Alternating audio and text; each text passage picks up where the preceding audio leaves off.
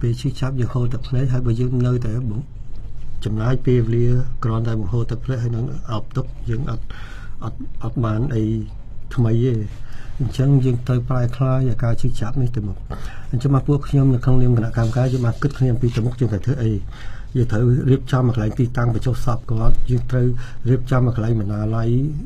ដាក់សាររបស់គាត់ទៅនៅកន្លែងបន្តផ្ដាល់ផ្សេងៗហ្នឹងយើងបន្តនៅគោលម្ដងរបស់គាត់ហើយទី1ទី2ខ្ញុំមើលនៅក្នុងសង្គមវាមានមនុស្សធម្មតានិងមិនធម្មតាមនុស្សធម្មតាកាលណាគេគម្រាមកាលណាគេសម្រាប់សក្តិមួយយើងតែងតែខ្លាចដកថយអានោះមនុស្សធម្មតាប៉ុន្តែបើមនុស្សមិនធម្មតាគឺកាលណាគេប្រឈមអញ្ចឹងគេរកវិធីទៅមុខទៀតគេសិតចិត្តប្រឈមប៉ុន្តែគេរកវិធីទៅមុខទៀតហើយចំណុចមួយដែលខ្ញុំចង់បញ្ជាក់នៅពេលដែលលោកជាវិជាងើបឡើងតវ៉ាដើម្បីសេរីភាពលោកឈុតវិធីតវ៉ាពេលនោះលោកកែមលីអត់តន់ជំនាន់លោកជាវិជាលោកកែមលីអត់តន់ចេញមុខទេប៉ុន្តែឃើញសមិទ្ធផលនៃការសម្លាប់លោកជាវិជាអីជំនាញបាត់ណាយើងចេញកែមលីចេញអីមកបន្តទៀតអញ្ចឹងបានខ្ញុំថាការយើងពិបាករកមនុស្សមកចំនួនលោកកែមលីប៉ុន្តែការបាត់សម្លេងហ្នឹងគឺអត់បាត់ទេហើយចំពោះខ្ញុំយើងសួរថាចុះអ្នកដែលបន្តបេសកកម្មលោកកែមលីសហការីមិត្តភ័ក្តិអីដែលបន្តបេសកកម្មហ្នឹងយើងខ្លាចទេខ្លាចក្នុងនាមជាមនុស្សគឺខ្លាចប៉ុន្តែអាការភ័យខ្លាចនៃការបាត់បង់ប្រទេសការភ័យខ្លាចនៃការរស់នៅវេទនាអាការអាណិតកូនចៅជំនាន់ក្រោយដែលអាចរស់នៅវេទនាជាងយើងនោះដូចខ្មែរកម្ពុជាក្រមដូចអីហ្នឹងយើងភ័យខ្លាចជាងការខ្លាចគេសម្លាប់ខ្លាចគេគម្រាមទៅទៀតដូច្នេះបានចំណុចអស់ហ្នឹងដែលយើងថាអញ្ចឹងបើយើងភ័យខ្លាចមិនគឺនៅស្ងៀមវានៅស្ងៀមឱកាសដោយសារយើងទើសចិត្តដោយសារយើងភ័យរឿងអស់ហ្នឹងអញ្ចឹងអាការភ័យរបស់យើងប្រែคลายឲ្យទៅជាសកម្មភាពដែលយើងត្រូវធ្វើទៅមុខហើយចំពោះខ្ញុំថាដោយលោកសាមអ៊ីនមានប្រសាសន៍អញ្ចឹងតាមរយៈមហាជនចូលរួមនៃការគោរពសពនេះគឺជាការលើកទឹកចិត្តមួយសម្រាប់មនុស្សដែលនៅរស់នេះបន្តទៅទៀតព្រោះវាជាកិត្តិយសធំណាស់ទី1គោរពសពប្រកិត្តិយសលោកកែមលីហ្នឹងទី2លើកទឹកចិត្តពួកយើងនៅរស់នេះគឺថាបន្តទៅមុខហើយព្រោះមានប្រជាប្រដ្ឋនៅពីក្រោយអញ្ចឹងប៉ុន្តែសារមួយសំខាន់ហ្នឹងបញ្ជូនទៅដល់ក្រុមឃាតករឬគឺក្រុមអ្នកនៅពីក្រោយឃាតករថាអ្នកឯងខ្មាស់គេអត់បង្ហូរទឹកភ្នែកគេដើម្បីសេចក្តីសុខខ្លួនឯងឥឡូវបញ្ជឿក្រុមហ្នឹងគាត់យកចំណុចហ្នឹងទៅអួតប្រាប់ក្រុមគ្រួសារគាត់កូនចៅគាត់ថាស្លាប់បានកែមលីម្នាក់ឯងសบายយើងរស់នៅអីណានេះតើប្រពន្ធកូនគាត់លោតកជ្រុលដូចគាត់អត់មានតែមនុស្សអសិលធម៌មនុស្សអវិជ្ជាឬក៏មនុស្សគេថាមានចរិតជាដេឆានទេដែលគិតថាការសម្លាប់គេហ្នឹងគឺជារឿងសប្បាយហើយខ្ញុំជឿថាតាំងថ្នាក់ដឹកនាំតាំងអ្នកនយោបាយគ្រប់និន្នាការនឹងពិចារណាចំណុចនេះហើយយើងរកផ្លូវរស់នៅសុខទាំងអស់គ្នាបាទចាដោយសារតែបំណងប្រាថ្នារបស់លោកបណ្ឌិតកែមលីគឺបំណងប្រាថ្នាធំបំផុតរួមនោះគឺថាចង់ឃើញមានការផ្លាស់ប្ដូរនៅស្ថានភាពជីវភាពរស់នៅរបស់ប្រជាពលរដ្ឋខ្មែរឲ្យមានជីវភាពរស់នៅសមរម្យមន្ត្រីរាជការមានប្រាក់បៀវត្សសមរម្យមានសេចក្តីថ្លៃថ្នូរក៏ដូចជាមានការគោរពនៅលទ្ធិប្រជាធិបតេយ្យពេញលេញនៅក្នុងប្រទេសកម្ពុជាវាជាបំណងប្រាថ្នារួមដែលធំចង់ដឹងថាតើចាប់ពីពេលនេះទៅតើចំណុចឬក៏ជំហាននៃការសម្រេចឲ្យបាននៅគោលបំណងធំហ្នឹងតើក្រមការងារឬក៏វិក្កាមិនទាំង3ដែលធ្លាប់ធ្វើកិច្ចការជាមួយគាត់នឹងចាប់ផ្ដើមពីចំណុចណាហើយធ្វើយ៉ាងម៉េចចាស់សុំខ្លីៗសុំជឿចាស់ហើយចំពោះខ្ញុំយើងនឹងធ្វើការជាមួយដៃគូមួយសហការីយើងនឹងបន្តអប់រំប្រជាពលរដ្ឋហើយនឹងប្រមូលផ្ដុំប្រជាពលរដ្ឋគ្រប់ក្រុមទាំងយុវជនទាំងអីហ្នឹងគឺចាប់ផ្ដើមគិតអំពីលទ្ធភាពដែលយើងអាចធ្វើបានដើម្បីសង្គមជាតិយើងហើយយើងនឹងផ្ញើសារជាបន្តទៅអ្នកនយោបាយហើយយើងព្យាយាមផ្លាស់ប្ដូរផ្នត់គំនិតអ្នកនយោបាយឲ្យចេះធ្វើការមួយគ្នាឲ្យចេះរស់នៅមួយគ្នាដើម្បី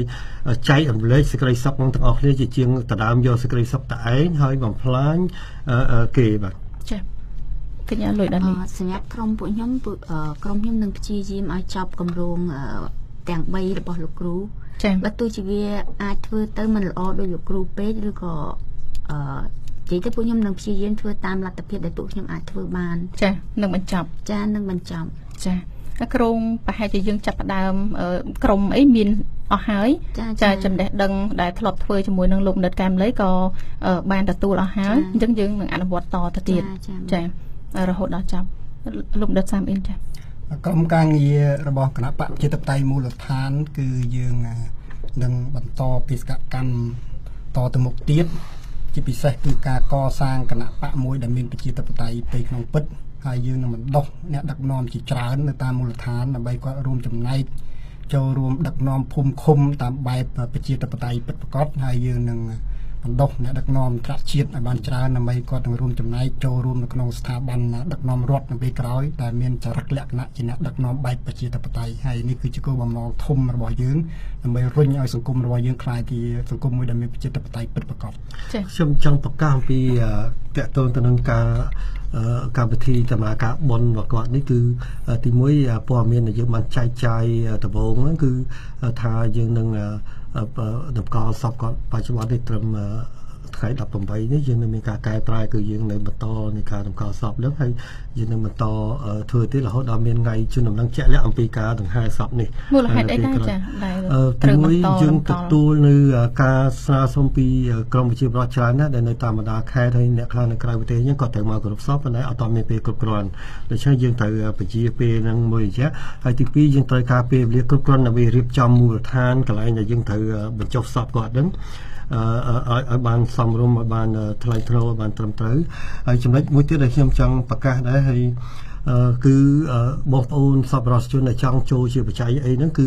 ព្រឹកមិញនេះគណៈកម្មការបានចេញសេចក្តីប្រកាសអំពីលេខកង់លេខទូរស័ព្ទទំនាក់ទំនងរបស់ប្រពន្ធគាត់ផ្ទាល់មកហើយសូមឲ្យចូលតាម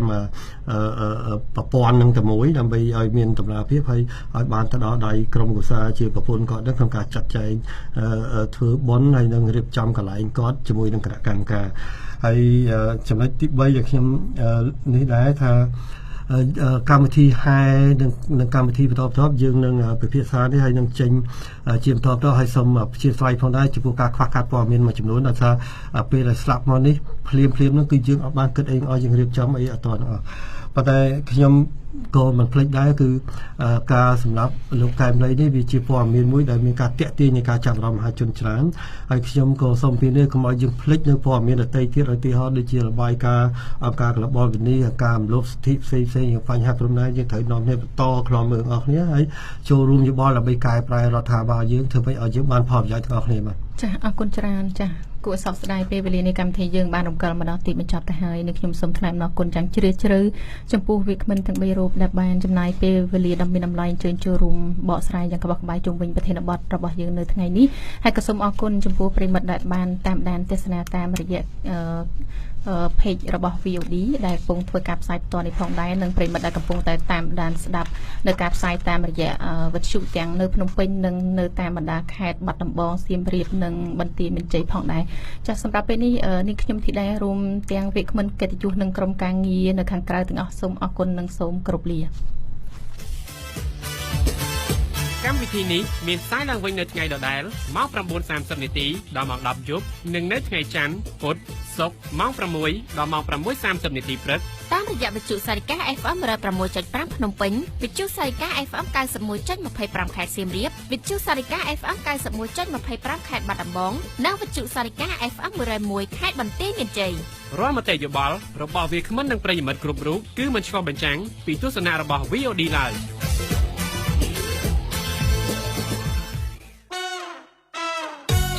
ប្រសិនបើប្រិយមិត្តមានមតិយោបល់រិះគន់ក្នុងន័យស្ថាបនាលើកម្មវិធីវិទ្យុដែល VOD បានផលិតនេះសូមទូរស័ព្ទមកកាន់លេខ